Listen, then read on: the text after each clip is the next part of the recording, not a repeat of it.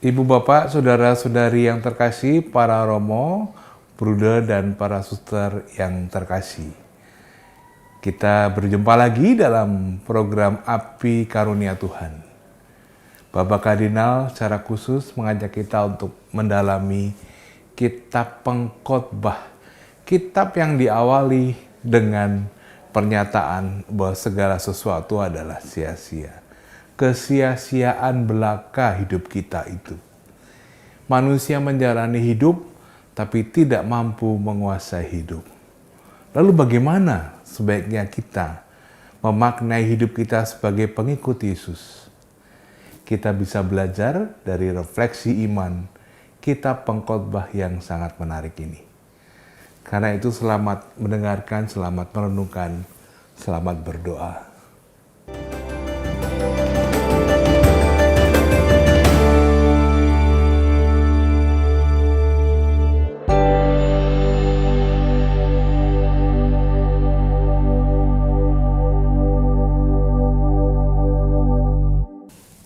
Saudari-saudaraku yang terkasih, dalam percakapan yang lalu, kita sudah masuk ke kitab-kitab kebijaksanaan.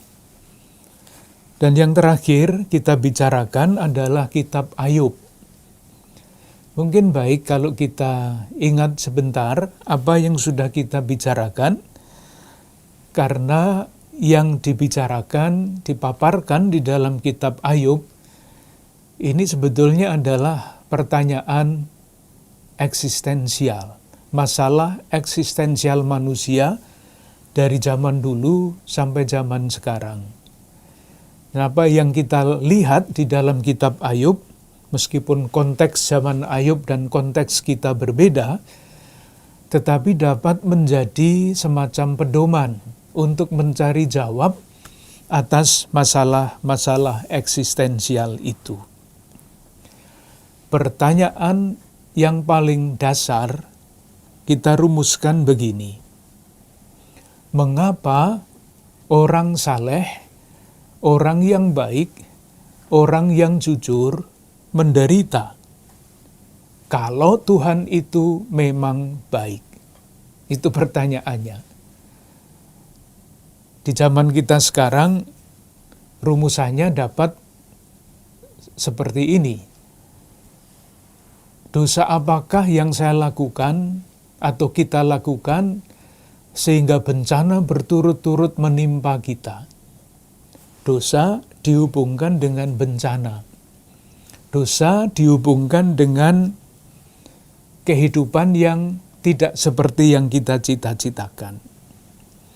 Nah, kitab Ayub menampilkan debat antara orang yang mempunyai pendapat tradisional dengan Ayub yang mempunyai pendapat yang berbeda.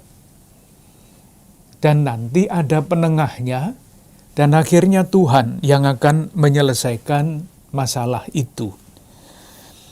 Debat itu disampaikan oleh 3 teman Ayub. Mereka berpegang pada pendapat yang sangat tradisional ortodoks. Kalau orang menderita itu bukti jelas bahwa mereka atau dia berdosa. Sudah, titik di situ. Sementara Ayub dinyatakan benar baik oleh Allah maupun pengakuannya sendiri, ia tidak berdosa tetapi menderita. Itulah yang kita lihat dulu, misalnya pada bab 1 ayat 20, saya baca.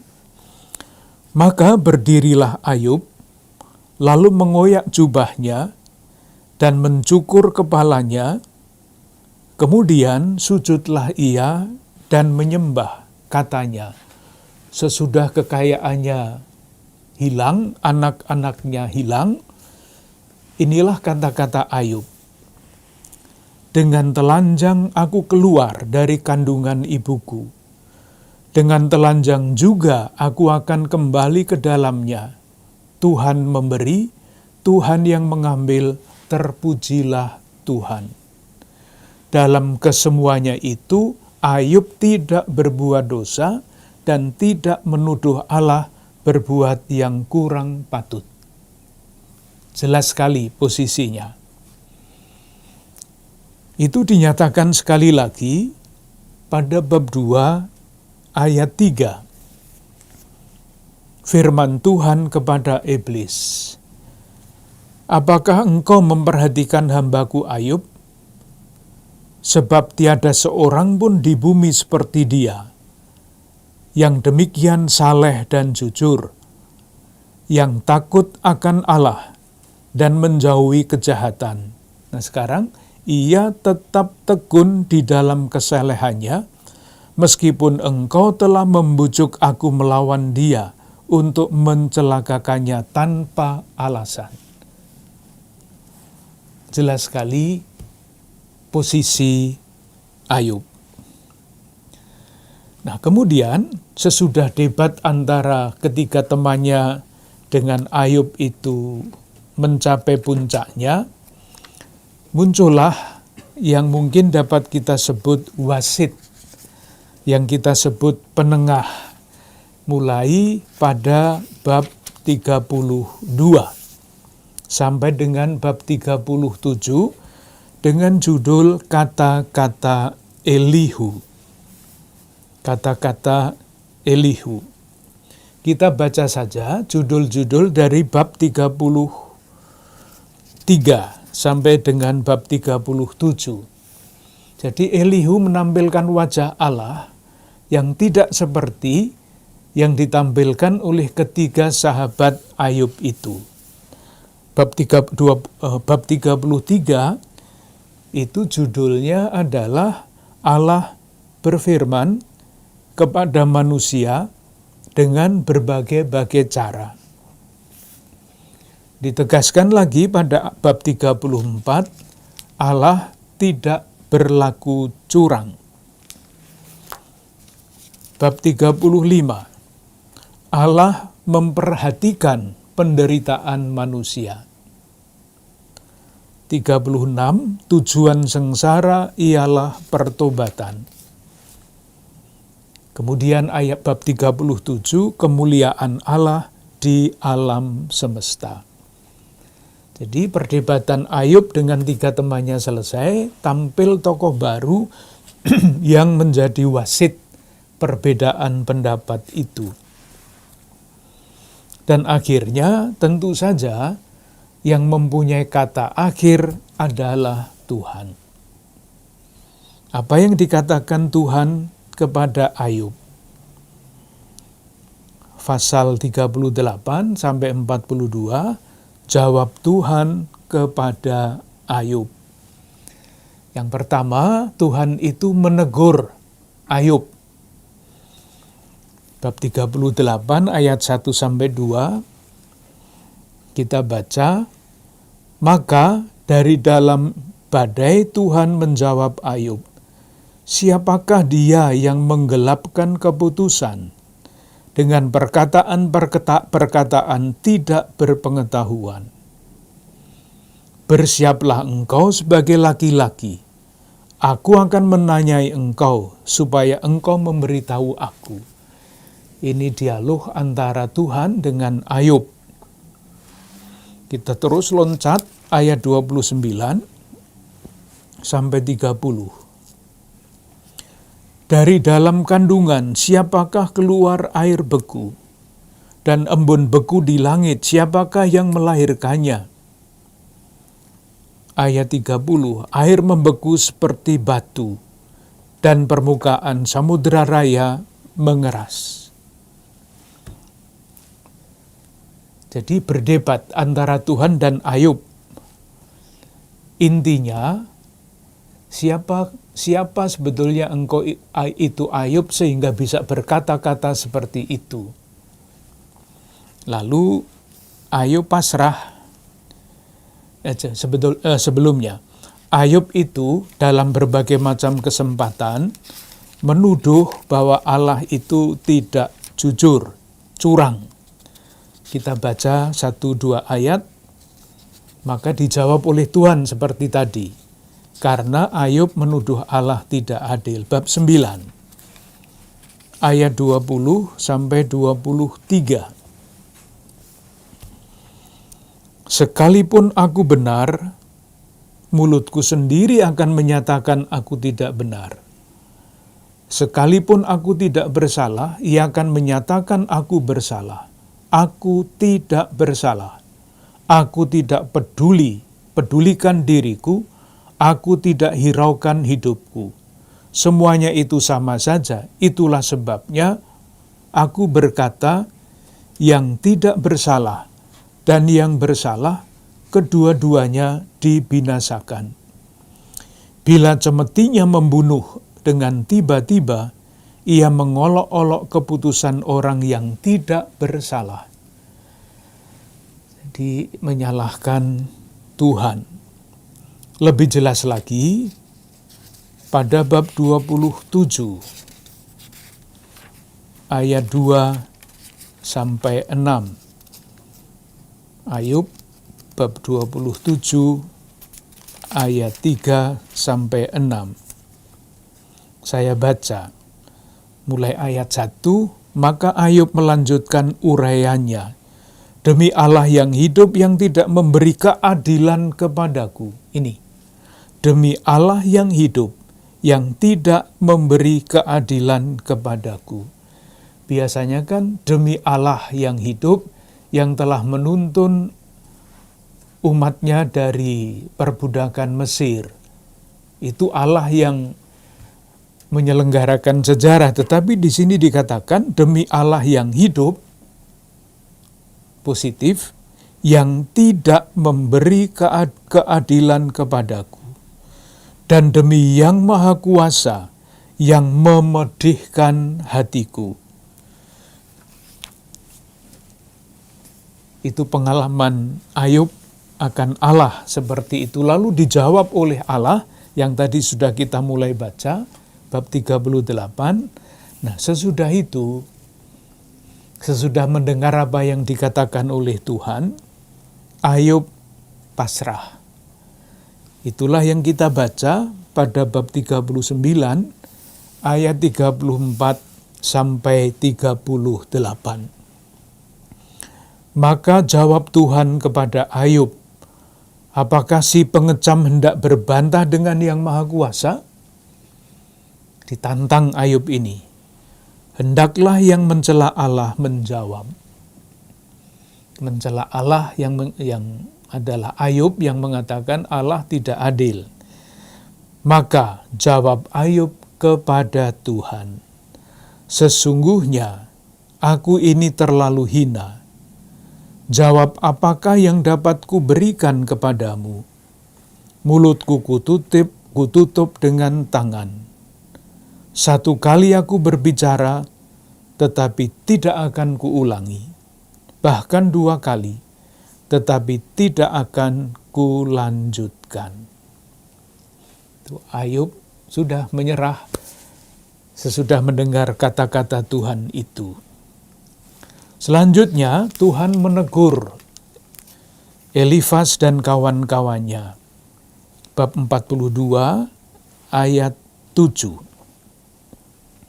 Ini sahabat-sahabat Ayub yang menyalah-nyalahkan Ayub.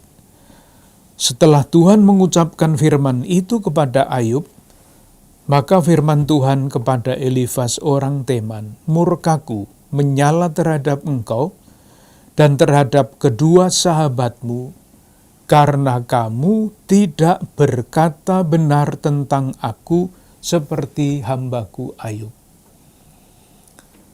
Jadi dengan mengatakan bahwa orang yang menderita itu pasti berdosa, pendapat tradisional itu disalahkan oleh Tuhan dengan menyalahkan Elifas. Karena kamu tidak berkata benar tentang aku, seperti hambaku Ayub. Dan itu semua berakhir pada ayat 10 dan seterusnya. Lalu Tuhan memulihkan keadaan Ayub setelah ia meminta doa untuk sahabat-sahabatnya. Jadi, Kalau pertanyaannya adalah, mengapa orang saleh menderita? Dijawab oleh pendapat tradisional, tidak ada orang saleh menderita. Kalau menderita, pasti orang berdosa. Itu posisi tradisional. Sementara yang mau ditampilkan di dalam kitab Ayub adalah kuasa Allah dan cara Allah bertindak di dalam sejarah tidak selalu dapat ditangkap dan dipahami oleh manusia. Segi misteri. Ingat apa yang menjadi kunci ketika kita berbicara mengenai Nabi Yeremia. Kuncinya ia pulih, ia bersemangat kembali ketika yakin bahwa Allah itu tidak hanya imanen, dapat dijelaskan, tetapi juga transenden, tidak bisa dipahami, tidak terjangkau oleh pikiran manusia. Itu yang pertama. Yang kedua, ditegaskan keyakinan iman bahwa Tuhan adalah pencipta dan penguasa sejarah. Ditegaskan, khususnya di dalam kata-kata Elihu. Nah, keyakinan bahwa Allah adalah pencipta dan penguasa atas sejarah dapat menjadi kekuatan bagi orang-orang saleh yang menderita, entah karena apa, untuk terus bertahan, berjalan dengan penuh kepercayaan dan keyakinan ini menuju masa depan. Itu jawabannya secara konseptual, tetapi tentu kalau kita masuk di dalam situasi seperti itu, jawaban seperti itu pelan-pelan masuknya. Ketika kita merasa tidak bersalah dan kemudian harus menderita, pasti memberontak. Tetapi keyakinan seperti ini dapat membantu kita, siapapun kita, untuk terus bertahan.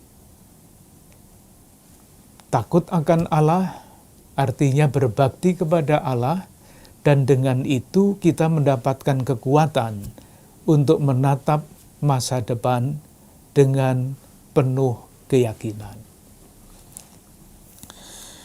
Dengan demikian, saya merasa cukup untuk kitab Ayub. Nanti silahkan membaca sendiri dan merasakan serunya perdebatan antara Ayub dari satu pihak dan ketiga sahabatnya dari lain pihak.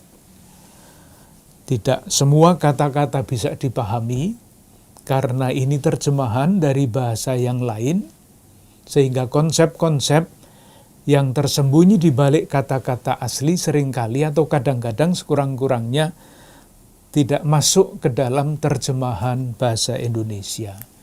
Tapi kalau 1-2 kalimat tidak dapat ditangkap dengan baik, tidak apa-apa, isinya diharapkan jelas.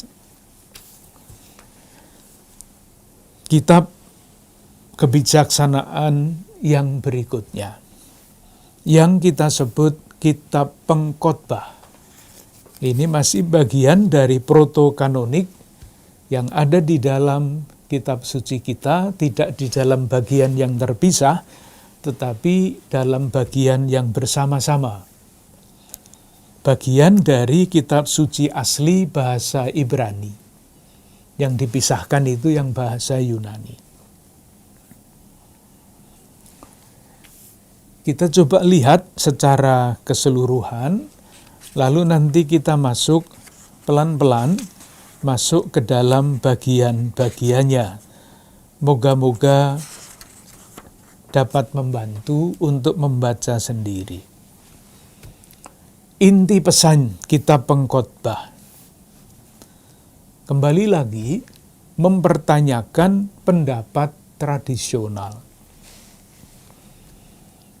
Pendapat tradisional itu, orang yang bijak adalah orang yang berkenan kepada Tuhan. Itu pendapat tradisional. Nanti kitab pengkhotbah mengatakan semuanya sia-sia, tidak ada yang berguna. Jadi susah. Kesimpulan yang harus ditarik nanti seperti apa, kita coba lihat saja. Apa bedanya kitab Ayub yang juga mempersoalkan pendapat tradisional dengan kitab pengkhotbah? Dalam kitab Ayub, tadi sudah kita bicarakan lagi, dikatakan dengan tegas bahwa penderitaan adalah akibat dosa. Dijawab salah. Jawabannya Allah penuh misteri. Rencananya tidak mungkin sepenuhnya ditangkap oleh manusia.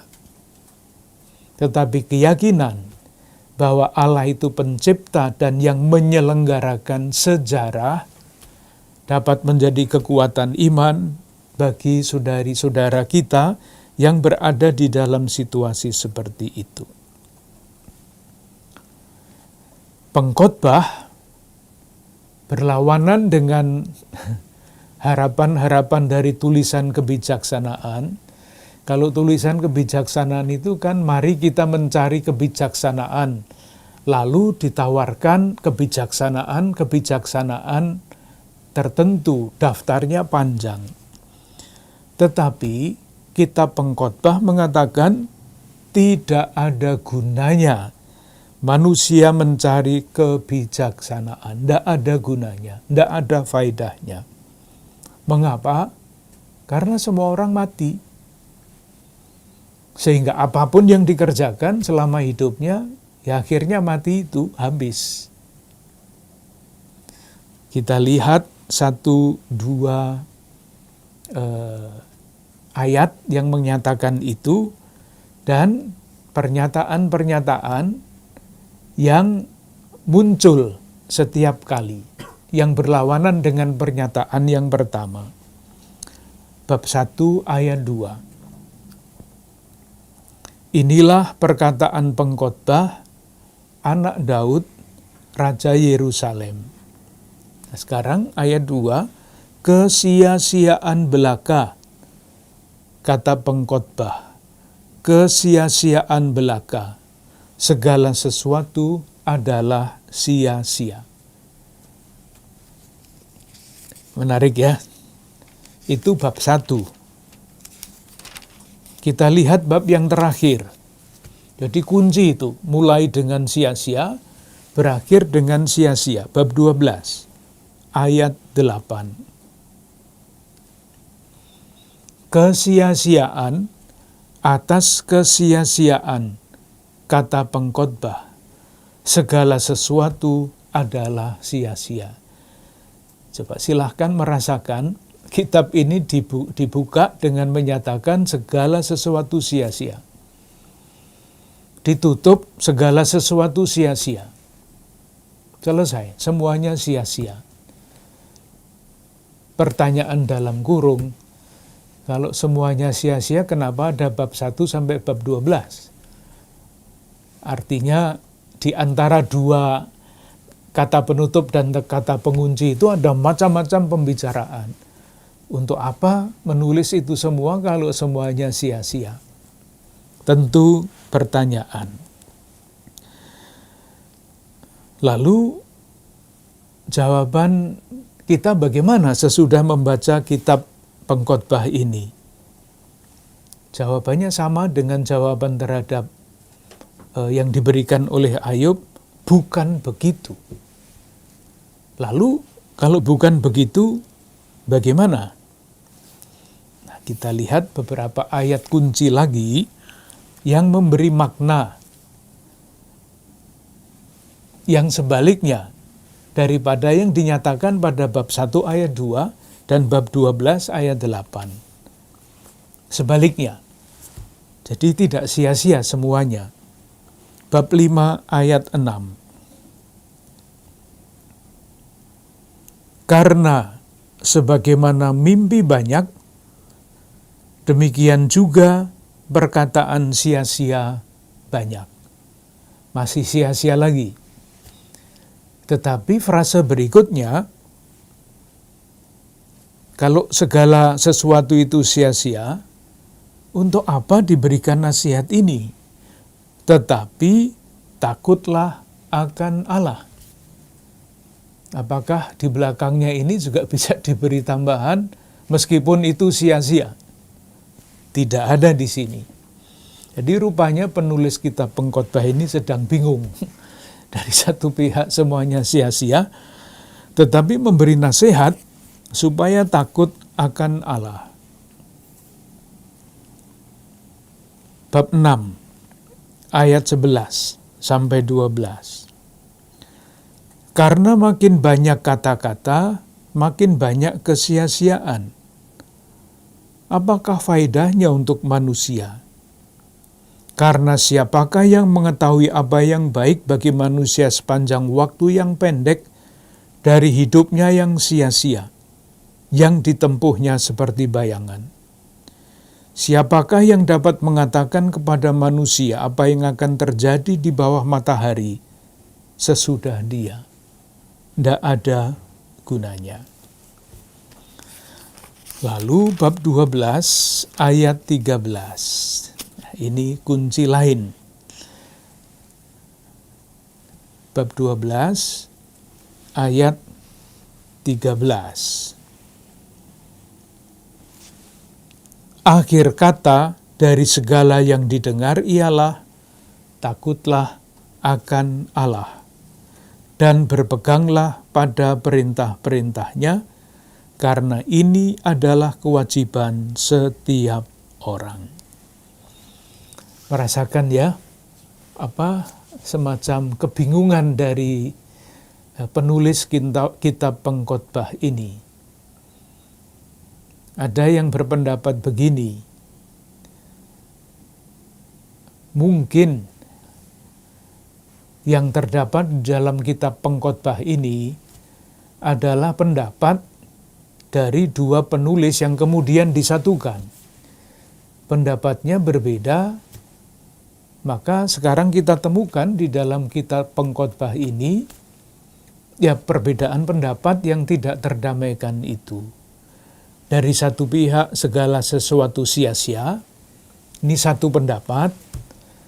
Pendapat lain, yaitu yang pada bab 12 ayat 13, akhir kata dari segala yang didengar ialah takutlah akan Allah, berpeganglah pada perintah-perintahnya, karena ini adalah kewajiban setiap orang.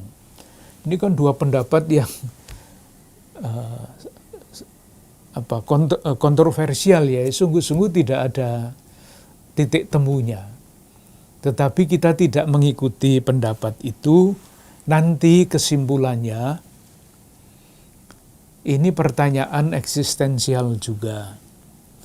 Nah, jawabannya itu membutuhkan waktu. Pertanyaan eksistensial pada awalnya tidak terjawab. Sekarang mungkin terjawab sebagian besar. Nah, dari pertanyaan yang tidak terjawab sampai ada jawabannya, itu kan prosesnya panjang. Nah, kitab Pengkhotbah, pandangan-pandangan yang terdapat dalam kitab Pengkhotbah itu bukan pendapat akhir, tetapi salah satu rantai dari pendapat yang berkembang dari waktu ke waktu. Moga-moga bisa ditangkap. Pandangan yang ada di sini itu satu dengan yang lain bertolak belakang. Karena apa? Karena semua masih dalam pencarian. Sampai pada waktunya nanti jawabannya jelas. Jawaban yang jelas apa? Ya Kristus tentu saja, menurut iman kita. Kita coba lihat, itu intinya. Sekarang kita coba lihat latar belakangnya, maksud penulisannya, dan sebagainya. Mulai yang pertama. Siapa yang menulis kitab Pengkhotbah ini? Inilah perkataan pengkhotbah anak Daud, raja di Yerusalem. Siapa ini? Nah, tentu saja anak Daud, raja di Yerusalem, itu hanya Salomo. Dan Salomo dikenal sebagai orang yang paling terkenal sebagai orang bijak. Kita semua tahu itu. Meskipun dalam tanda kurung kita bertanya, kita berkata, nah kalau Salomo itu betul-betul bijak dalam arti yang seperti ini, dikenal sebagai orang yang paling bijak, kenapa sesudah dia meninggal kerajaannya pecah belah ndak karuan? Pertanyaan ndak usah dijawab. Dia adalah seorang pengkhotbah, seorang guru kebijaksanaan. Siapa itu? Tidak jelas. Disebut pengkhotbah, siapa? Yaitu dari satu pihak mengatakan Salomo, dari lain pihak mengatakan pengkhotbah. Kita ingat waktu kita berbicara mengenai kitab suci pada umumnya, pada zaman dahulu tidak ada hak cipta itu. Tidak ada. Nah, supaya tulisan itu dibaca orang, maka diakukanlah tulisan orang yang namanya pengkhotbah ini, diakukan sebagai karangan anak Daud, Raja Yerusalem, yang adalah Salomo. Sama mirip-mirip dengan zaman sekarang kalau menulis buku, lalu diminta minta pengantar dari Bapak Presiden, Bapak Menteri ini, supaya bukunya diterima orang. Mirip-mirip seperti itu. Sehingga karya ini, kitab pengkhotbah ini diakukan sebagai kebijaksanaan Salomo. Tapi langsung bisa dikatakan pasti bukan dari Salomo. Karena apa? Salomo itu hidup pada abad ke-10 sebelum Masehi. Sementara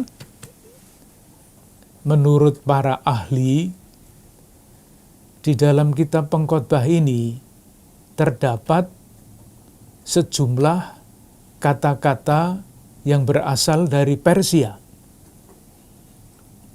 Itu berarti kalau ada suatu tulisan yang pada intinya berbahasa Ibrani, tetapi ada kata-kata asing yang masuk, dan dalam hal ini adalah kata-kata Persia.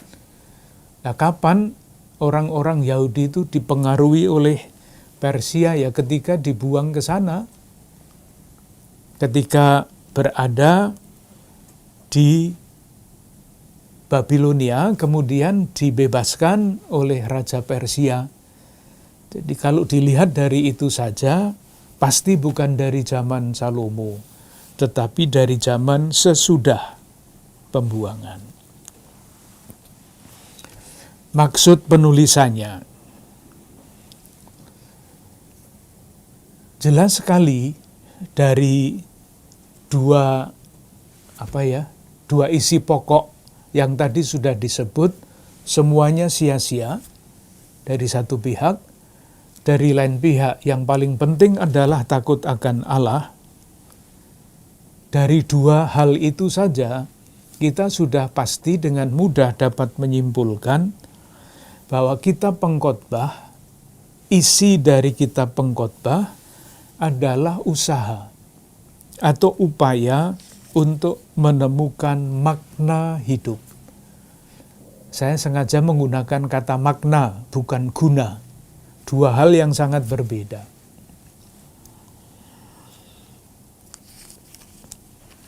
Kenapa harus dicari makna hidup itu?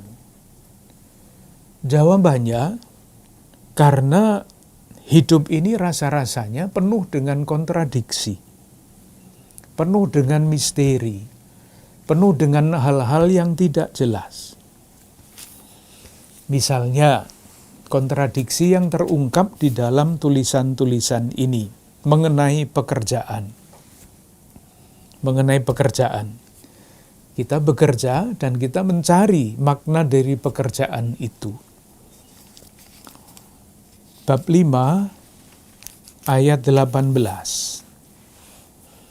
Bab 5 ayat 18.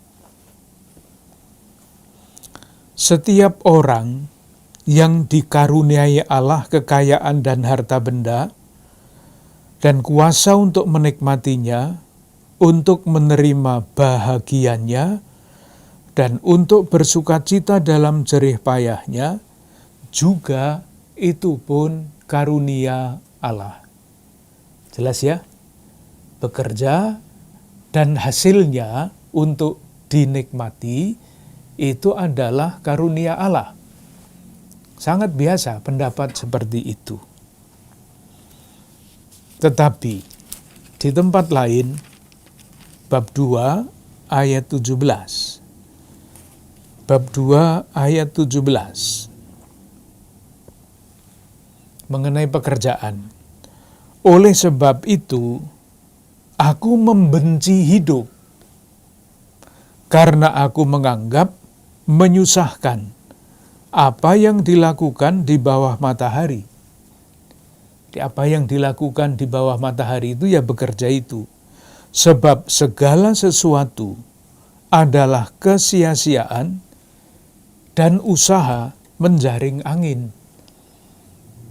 Dari satu pihak bekerja itu adalah dan hasilnya adalah anugerah Allah. Dari lain pihak semua yang dilakukan di bawah matahari, bekerja dan lain-lainnya itu seperti orang yang berusaha menjaring angin. Tidak bisa. Karena apa? Kembali pada bab 5 ayat 13 sampai 15.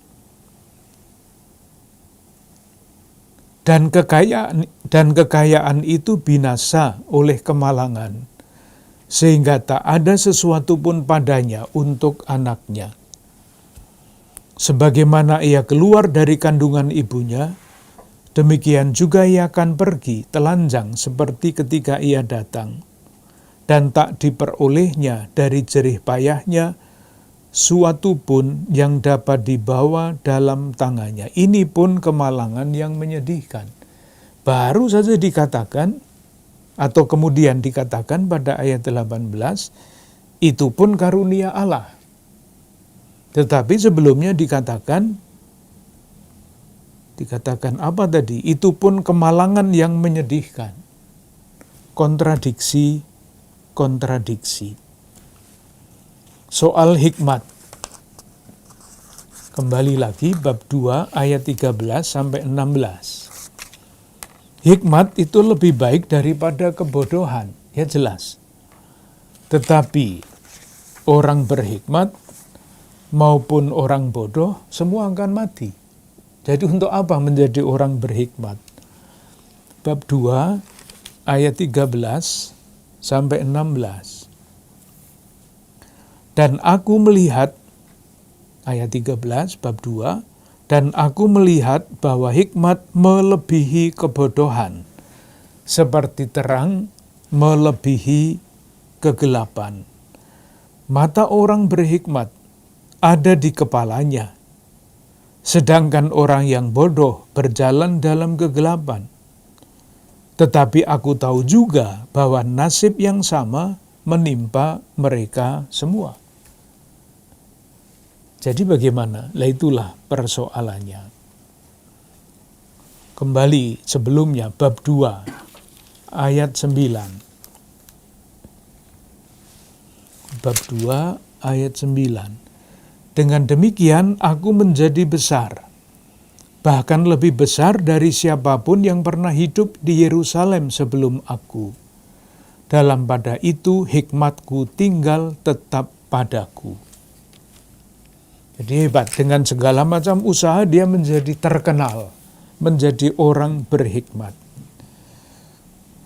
Tetapi kemudian ayat 11, ketika aku meneliti segala pekerjaan yang telah dilakukan tanganku, dan segala usaha yang telah kulakukan Untuk itu dengan jerih payah, lihatlah, segala sesuatu adalah kesia-siaan, dan usaha menjaring angin memang tak ada keuntungan di bawah matahari.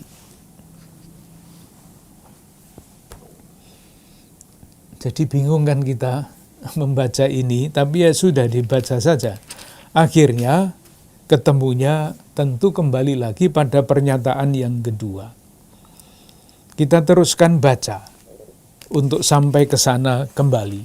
Bab 8.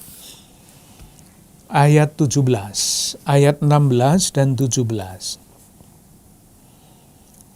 Ketika aku memberi perhatianku untuk memahami hikmat dan melihat kegiatan yang dilakukan orang di dunia tanpa mengantuk siang malam, lihat, maka nyatalah kepadaku bahwa manusia tidak dapat menyelami segala pekerjaan Allah yang dilakukannya di bawah matahari. Yang dilakukannya, nyanya itu huruf kapital. Intinya, di sela-sela pernyataan-pernyataan bahwa segala sesuatu adalah sia-sia, ada pernyataan hikmat seperti apapun tidak dapat membantu untuk mengerti jalan Allah. Yang dikatakan ekstrim, segala sesuatu sia-sia.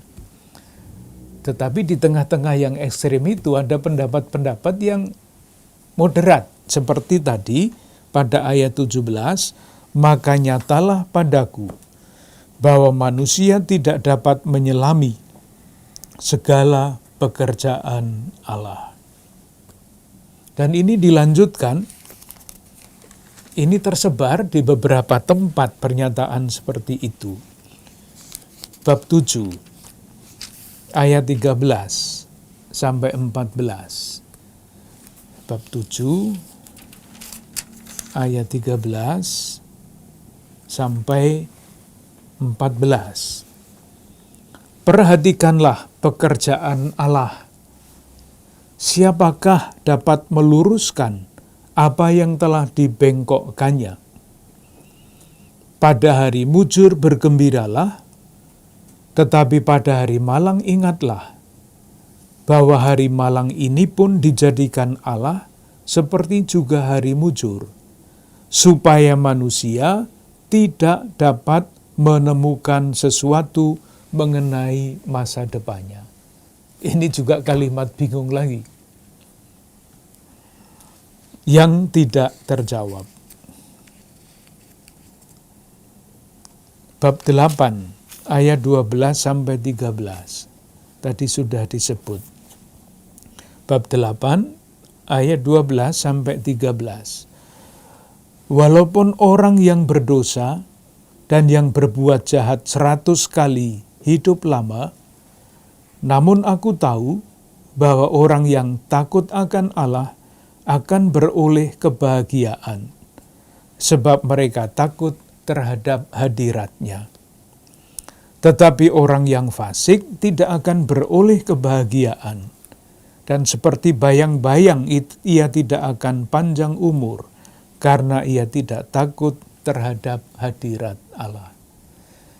Moga-moga merasakan tegangan ini dari satu pihak, yakin betul ekstrim semuanya sia-sia. Tetapi tersebar di mana-mana pernyataan-pernyataan seperti ini. Meskipun semua seperti itu, artinya maksud saya, meskipun takut akan Allah itu adalah wajib, meskipun Tuhan memberikan kebahagiaan kepada orang berhikmat, tetapi apa? Bab 9, ayat 1 sampai 2. Sesungguhnya semuanya ini telah kuperhatikan, semuanya ini telah kuperiksa, yakni bahwa orang-orang yang benar dan orang-orang yang berhikmat dan perbuatan-perbuatan mereka, baik kasih maupun kebencian ada di tangan Allah. Manusia tidak mengetahui apapun yang dihadapinya. Segala sesuatu sama bagi sekalian. Nasib orang sama, baik orang yang benar maupun orang yang fasik, orang yang baik maupun orang yang jahat, orang yang tahir maupun orang yang najis, dan selanjutnya. Bingung lagi kan? Bingung lagi, tidak jelas. Maksud saya, tidak mantap posisinya itu ada di mana. Ada dua hal yang berbeda yang terkandung di dalam bagian ini.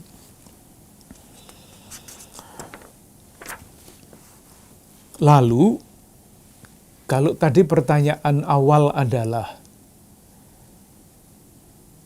bagaimana manusia atau di mana, dalam hal apa manusia itu dapat menemukan makna hidup?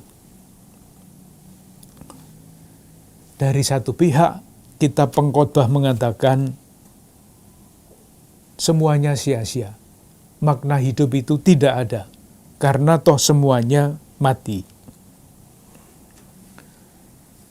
Lalu, apakah itu satu-satunya pendapat? Bukan. Kita kembali pada bab 2, ayat 24 sampai 26.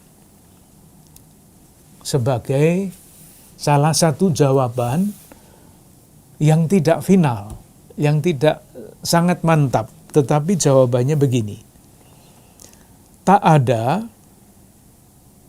bab 2 ayat 24 maaf, tak ada yang lebih baik bagi manusia daripada makan dan minum dan bersenang-senang dalam jerih payahnya.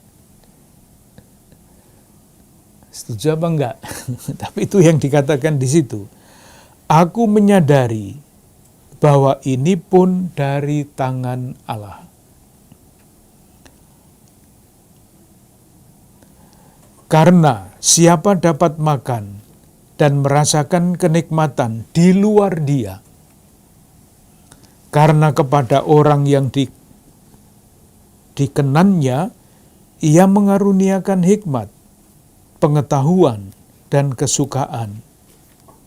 Tetapi orang berdosa ditugaskannya untuk menghimpun dan menimbun sesuatu yang kemudian harus diberikannya kepada orang yang dikenan Allah. Ini pun kesia-siaan dan usaha menjaring angin. Jadi sudah mengatakan yang bagus, tetapi kemudian ditutup lagi. Ini pun kesia-siaan. Dengan demikian, dengan memahami kalimat-kalimat ini dengan nuansa, kita dapat mengatakan begini. Akhirnya meskipun dikatakan semuanya sia-sia, tetapi menjadi bijaksana dan takut akan Allah jauh lebih baik daripada menjadi orang bodoh yang tidak punya kebijaksanaan. Dan kebijaksanaan itu berarti sikap dasar, takut akan Allah dan memenuhi hukum-hukumnya. Lalu yang dikatakan pada akhir, ini pun kesia-siaan dan usaha menjaring angin, ya jawabannya ya biar saja. Karena berhikmat selalu dikatakan lebih baik daripada menjadi orang bodoh. Sekarang pendapat kita mau seperti apa? Untuk menilai supaya nanti kita hati-hati kalau membaca kalimat-kalimat yang ada di sini. Hati-hati penting, karena kita berada di dalam dua posisi yang berbeda. Segala sesuatu sia-sia, di pihak lain kita dinasihati untuk takut akan Allah. Kesimpulan kita kira-kira begini. Penulis kitab Pengkhotbah ini tidak mampu menangkap jalan Allah yang penuh rahasia. Itu pertama. Tetapi dia yakin bahwa Allah mengatur masa depan manusia. Keyakinannya itu tidak terlalu jelas. Menjadi jelas ketika dia di dalam kalimat-kalimat tertentu yang sudah kita kutip tadi, mendorong orang untuk takut akan Allah dan mentaati hukum-hukumnya. Dikendati di dalam hatinya mengatakan segala sesuatu sia-sia, tidak ada gunanya, terbersit di sana-sini kesadaran bahwa jalan Allah tidak dapat sepenuhnya dipahami. Ini penting, kesadaran bahwa jalan Allah tidak sepenuhnya bisa dipahami. Dan karena itu penulis pengkhotbah ini mendorong orang untuk tetap di dalam godaan untuk berpendapat segala sesuatu sia-sia. Di dalam godaan seperti itu tetap membangun rasa takut akan Allah dan mentaati hukum-hukumnya. Kalau diringkas, kira-kira begini. Yang pertama, kitab pengkhotbah ini menyatakan dengan tegas bahwa segala sesuatu sia-sia. Itu artinya apa? Ilmu, kekayaan, bahkan hidup itu semuanya sia-sia. Hidup adalah rentetan peristiwa yang tidak bermakna. Kendati bekerja keras, memperoleh kekayaan dan sebagainya tidak bermakna. Karena siapapun dia, orang seperti apapun dia, akhirnya akan mati. Itu posisi yang pertama. Di dalam tanda petik pendapat seperti itu terbersit keyakinan. Sebagai orang yang percaya, dari lain pihak, Allah itu tidak bisa dipahami.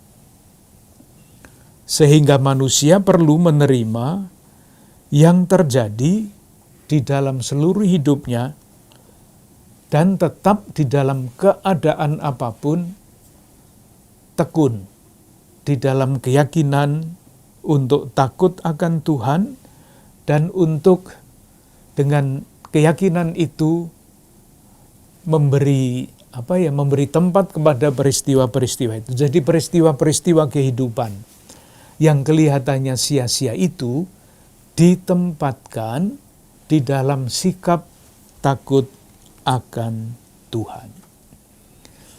Moga-moga tidak terlalu berbelit-belit. Kalau berbelit-belit itu bukan karena kita mau berbelit-belit, tetapi kita pengkhotbah sendiri memang tidak menjelaskan posisi yang satu begini, enggak. Ke sini, ke situ, tidak jelas. Sekali lagi, mengapa menjadi seperti ini? Tadi sudah dikatakan di depan, pendapat tradisional goncang.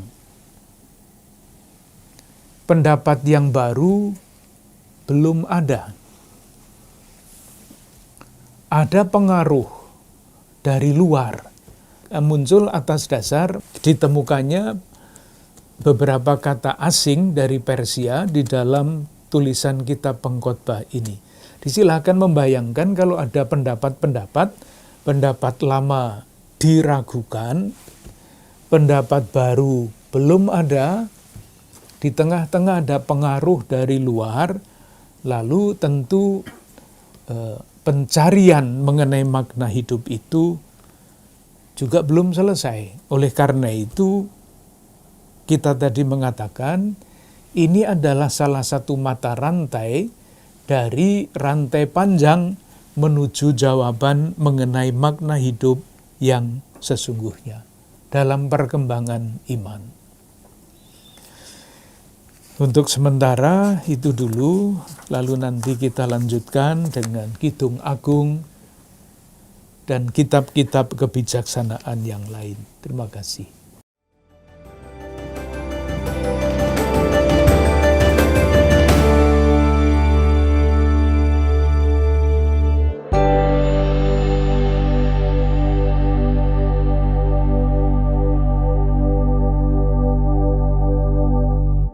Saudari-saudara yang terkasih, ketika hidup dihadapi sebagai suatu misteri, di mana kehendak Tuhan kadang tidak dipahami, demikian juga pergulatan yang digambarkan di dalam kitab Pengkhotbah. Tantangan, kesulitan hidup, meskipun berbeda-beda dengan zaman sekarang, tetapi intinya sama. Kita tidak bisa menyelami misteri kehidupan dan menangkap kehendak Tuhan. Namun, kitab Pengkhotbah memberikan kita bekal iman yang luar biasa, yaitu sikap batin untuk selalu takut akan Allah. Semoga kita terus bertekun mencari kehendak Tuhan dengan takut akan Allah, dan akhirnya dapat menikmati hidup abadi bersama Bapa di surga. Kita mohon berkat Tuhan. Allah yang Maha Kasih, kami mohon rahmat-Mu turun berlimpah ke atas kami semua yang tekun menjalani hidup sebagai murid-murid-Mu. Semoga kami juga Kau jauhi dari segala yang jahat, berkat kuasa dan rahmat-Mu yang turun berlimpah ke atas kami semua, dalam nama Bapa, Putra, dan Roh Kudus. Amin. Terima kasih, sampai jumpa.